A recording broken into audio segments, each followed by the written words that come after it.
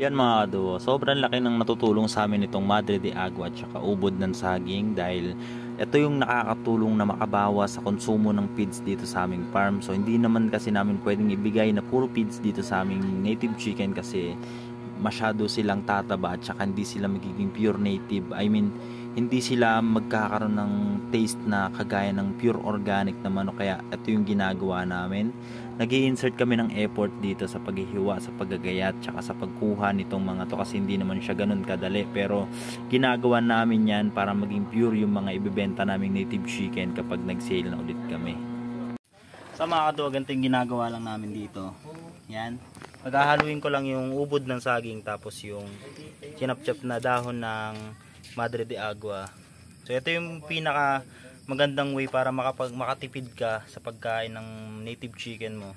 Pero at the same time, kailangan mo mag-insert ng malaking effort para gawin to, so hindi siya ganun kadali. Pero syempre, kung gusto mo mapaganda yung quality ng native chicken mo, ganito yung gawin mo.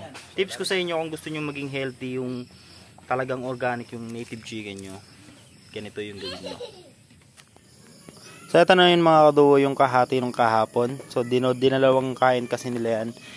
So ito na yan, nalagyan ko na rin ng feeds yan, tapos may sapal na rin ng nyog yan. Yan, so bigyan na natin sa manok.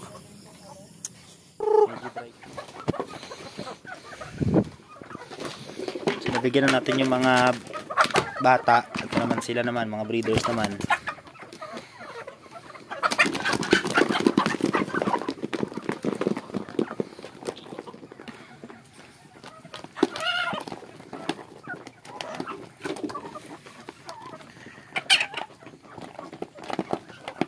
Rico.